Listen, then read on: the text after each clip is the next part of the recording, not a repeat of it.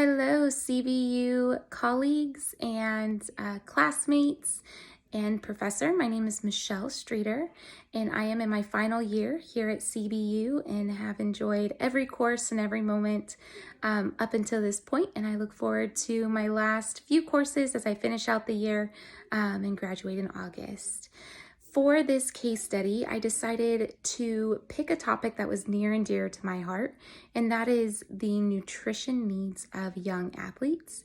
As a runner myself, I have learned a lot about my own body and how to fuel it properly for long distance running. My son plays baseball, and it's so important to me that he gets the nutrition that his body needs as he puts all that strain and that stress as he's building muscle and working hard and building his endurance. So this is something that is very important to me. A lot of young athletes do not get the adequate nutrition that they need. To be frank, most female young athletes will develop something called the female athlete triad.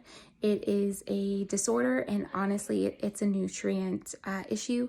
They are not getting what their body needs to sustain the amount and strain of the training that they are under.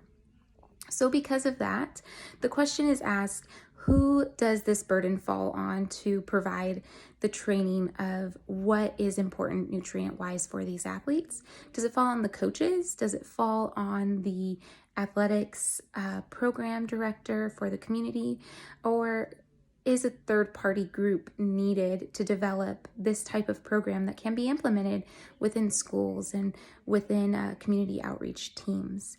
So I decided what would that team, to think about what that team would look like if we did develop a small group of people who could develop nutritional training and provide it to schools and to communities. The first thought of developing this team is, who do we bring on board? What are we looking for when we fill these key positions? When we bring on any member into a small group setting, we want to make sure that they have knowledge and expertise, that they have experience in that field, but also equally important is experience in working with groups. Having somebody in the team who is able to work collaboratively and is a team player and works together well with others, knows how to manage conflict well, is key in any group. So the 4 positions that I have outlined, for this group is a leader. So the group leader or president type role for the group would be somebody who is good in the community, someone who knows how to maybe market a certain type of training, who knows how to network within the community and coordinate well with public service type programs. That way we can implement this training, nutritional training to families throughout the community and do that very well. The second position that we would want to fill is the academic advisor. The academic advisor would be somebody who is a board certified nutritional expert, or maybe a medical doctor, someone who knows what those nutrient needs are for these young athletes, who knows the type of stress that they're putting their bodies under as they're still growing and their bones are still developing, and what that means for their body, so that they can provide the recommended nutrients and examples of what that looks like on a healthy diet for a young athlete. The third position is going to be a training advisor type position.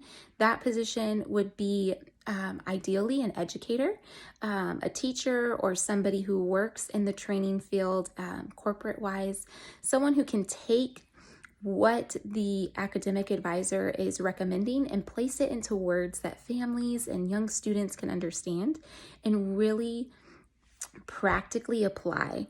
That's a huge thing. We can say what the recommendations are. We get it every single year from our current USDA guidelines of what we should eat, right?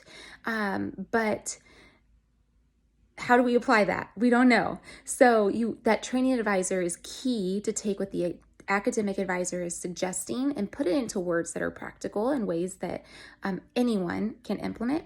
Lastly is going to be a financial advisor. Every group, especially in a nonprofit type sector, needs somebody to hold that accountable. So materials and training materials and extra training for the team is always important. And so we want to stay honest and very high standards of integrity when it comes to our financial advisory position.